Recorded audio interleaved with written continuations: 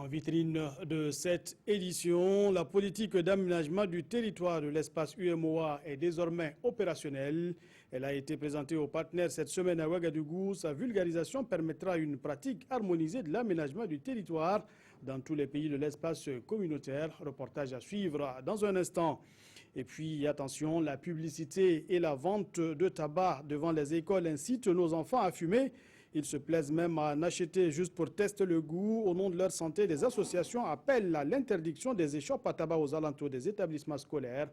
Les fabricants, eux, sont interpellés pour mentionner clairement sur les emballages l'interdiction de vente aux mineurs. Mesdames et messieurs, bonsoir, bienvenue. Merci de suivre le 19h de la télévision nationale du Burkina. La politique d'aménagement du territoire de l'espace communautaire est prête, reste à la vulgariser. C'est ce à quoi s'attelle en ce moment à Ouagadougou le club des professionnels de l'aménagement du territoire. Il réunit ses partenaires pour leur présenter le document de politique avec l'ambition de voir tous les pays de l'espace UMOA la mettre en pratique. Isaka Ouedraogo et Oumar Zombré nous en disent plus. L'aménagement du territoire est au cœur des préoccupations de ces acteurs issus des différentes couches sociales. Ce présent atelier est une occasion pour les membres du club des professionnels de l'aménagement du territoire de mieux s'informer sur l'évolution des questions liées au foncier. Nous pensons qu'elle est importante parce qu'elle va permettre d'abord aux acteurs donc, de se familiariser avec cet instrument communautaire et voir comment, en tout cas, chacun pourra jouer un rôle plus accru dans sa mise en œuvre et également dans le suivi et évaluation nécessairement qui est mise en place. Ces membres du club auront également droit à une formation sur les enjeux liés à l'aménagement du territoire. C'est une rencontre qui va nous permettre de former les acteurs nationaux et les membres du club des professionnels de l'aménagement du territoire en la politique communautaire de l'aménagement du territoire. L'intérêt donc de la politique communautaire, c'est qu'elle permet à l'échelle donc de l'espace communautaire de pouvoir harmoniser toutes les pratiques et politiques en matière d'aménagement du territoire et de permettre donc partant d'avoir un ensemble harmonisé, un ensemble cohérent visant donc un développement durable, soutenu et équilibré. Le club des aménagistes a été créé en 2010. Il a pour défi majeur de lever les difficultés liées à l'aménagement dans l'espace UMOA et d'œuvrer ainsi à plus d'efficacité dans les actions à mener. Le 2 octobre prochain verra le lancement du projet de construction du mémorial Thomas Sankara. Le comité de réflexion sur la mise en œuvre du projet était face à la presse ce jeudi. On apprend que le site qui devrait abriter le mémorial est toujours en identification. Qu'à cela ne tienne, une feuille de route est en élaboration pour assurer la concrétisation du projet. Jean-Eudes Bayala, Aminata Gansoré et Oumou Sissé. Le projet de construction des mémorials Thomas Sankara est sur de bons rails. L'idée est née de la volonté de fédérer plusieurs initiatives pour rendre visible le plan d'action de la révolution burkinabé de 1983. Le projet est porté par un groupe d'acteurs de la société civile. En effet, plusieurs initiatives de création de centres culturels étaient en gestation, portées par des bonnes volontés qui souhaitaient créer des espaces spéciaux pour les activités culturelles, politiques et sociales qui permettent aux Burkinabés, aux hommes et femmes du monde entier de revivre les œuvres de la période révolutionnaire de 83 à 87. Le 2 octobre 2016, un symposium de la jeunesse sur le thème « Transmission du flambeau de la révolution à la jeunesse » est prévu à Ouagadougou. Et une fois que le mémorial est réalisé, l'objectif pour nous, c'est que ce soit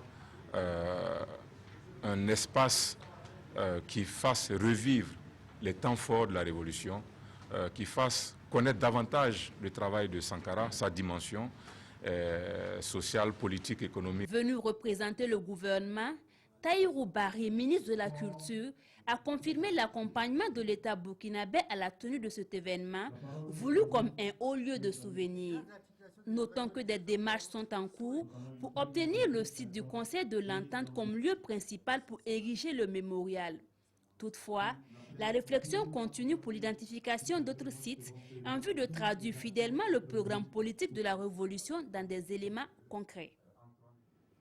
Et dans un tout autre registre, la loi sur la prévention et la répression des violences faites aux femmes et aux filles fait l'objet de partage avec les acteurs de la lutte contre l'exclusion des femmes. L'idée est de les outiller adéquatement contre le phénomène, une formation qui leur sera fort utile pour gagner le combat contre les violences envers les femmes. On voit tout cela avec Yacouba Gamene et Ruth Ouattara. Ils sont une cinquantaine, tous acteurs de la lutte contre les violences faites aux femmes et aux filles et contre l'exclusion sociale. À cet atelier, il est question pour eux de s'approprier la loi portant prévention, répression et réparation des violences faites aux filles et aux femmes. Il sera également question de discuter sur la réinsertion des personnes exclues par allégation de sorcellerie. Avoir une loi ou un texte, c'est quelque chose de bien. Faire appliquer cette loi, c'est quelque chose de mieux. Et pour faire connaître cette loi, c'est encore quelque chose d'excellent. Donc nous étions ici pour vulgariser ces documents. Nous étions ici aussi pour interpeller les personnes engagées au niveau du Burkina Faso dans leur qualité institutionnelle, mais simplement dans leur qualité de citoyens. 2 jours de réflexion qui ont permis aux participants de cerner les contours de la loi et d'être désormais aptes à porter la voix du gouvernement dans la mobilisation des populations contre toutes les formes de violence et d'exclusion. Cet atelier doit être un nouveau départ pour plus de résultats dans les actions qui se mènent en faveur de ces femmes-là et contre leur exclusion. Initié avec le soutien de l'UNESCO, cet atelier vient après le 27e sommet de l'Union africaine tenu du 10 au 18 juillet 2016 à Kigali. Sommet au cours duquel les États membres ont été priés d'accroître leurs actions pour la protection des droits de la femme. Et puis, je vous le disais en titre, la vente de tabac et autres cigarettes à proximité des établissements expose les élèves à la consommation de ces produits nocifs. Une étude montre même que les élèves n'hésitent pas à s'en procurer dans les kiosques et épiceries aux alentours de leurs écoles. Des voix se lèvent alors pour demander l'éloignement de ces points de vente des établissements scolaires. Suleiman Sanou et Mounira Kéré. La consommation du tabac, un phénomène qui a la peau dure au Burkina. De plus en plus d'élèves fument la cigarette dans les établissements scolaires, une situation que l'ACONTA, l'Association africaine de lutte contre le tabac, dénonce. L'industrie du tabac, bien que consciente des conséquences dévastatrices de la consommation du tabac, continue de cibler les enfants car elle est plus préoccupée par les bénéfices que par la santé publique. Elle le fait à travers l'utilisation fréquente de multiples stratégies, telles que le marketing, la publicité et la promotion du tabac autour des écoles, favorisant ainsi l'expérimentation et la dépendance au tabac chez les enfants. Malgré les multiples campagnes de sensibilisation sur les méfaits du tabac, c'est un tableau sombre qui a été présenté au cours de cette conférence de presse. Et l'association indexe l'irresponsabilité de certains parents d'élèves et la proximité des écoles des points de vente du tabac.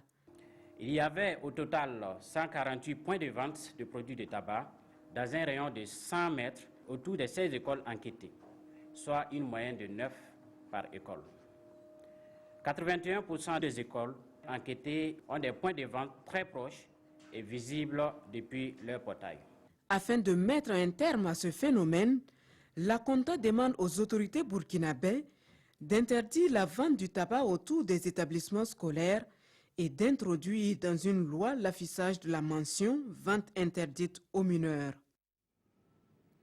Et une autre préoccupation de l'heure est comment venir à bout des crises en milieu universitaire. Une consultation à court auprès des acteurs du système éducatif universitaire pour recueillir leurs avis et suggestions en vue d'une résolution pacifique de ces crises lorsqu'elles surviennent.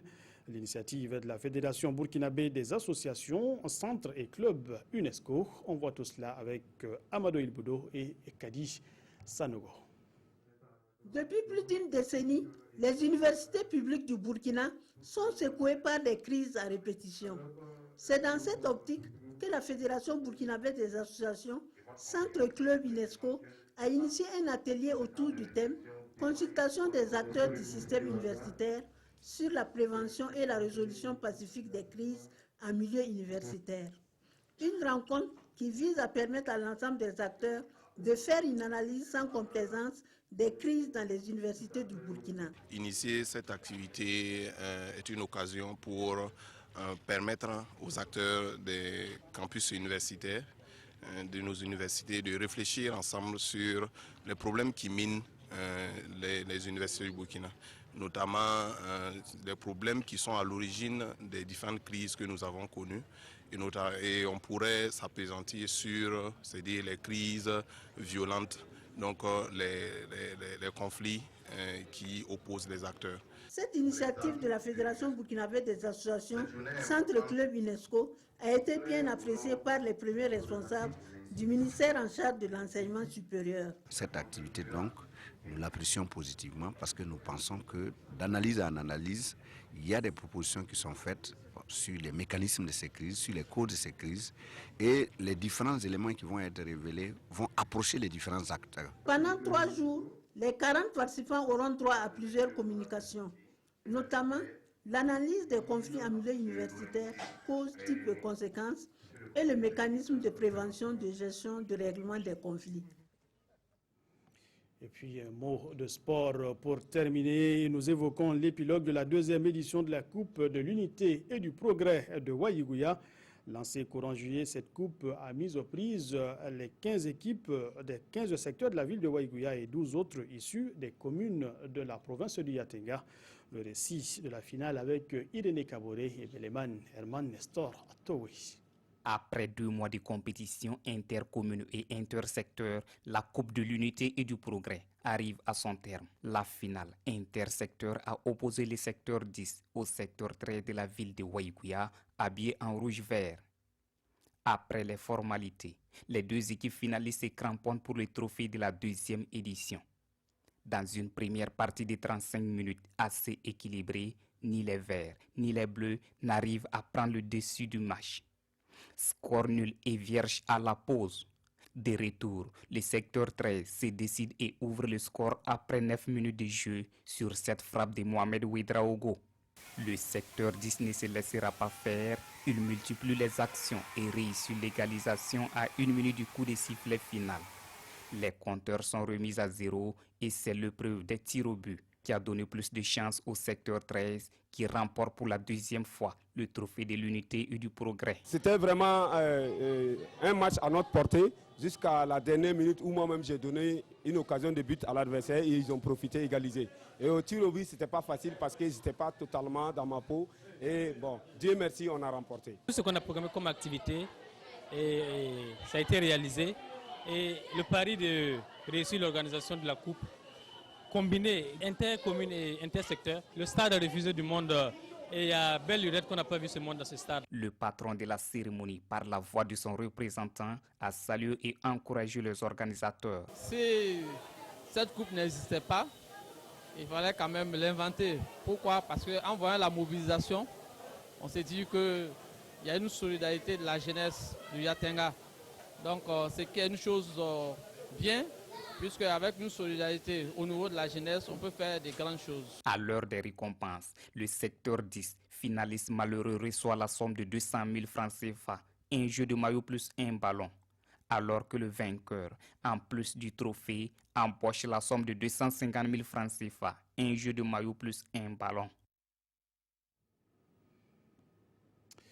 Voilà, mesdames, messieurs, ce sera tout pour le 19h de ce jour. Merci pour votre constante fidélité à nos programmes. Toute l'équipe de réalisation de la semaine se joint à moi pour vous remercier et vous souhaiter de passer un agréable week-end sur les antennes de la radio-diffusion télévision du Burkina. Le 20h lui revient tout à l'heure avec Nathalie Kaoré. Bonsoir.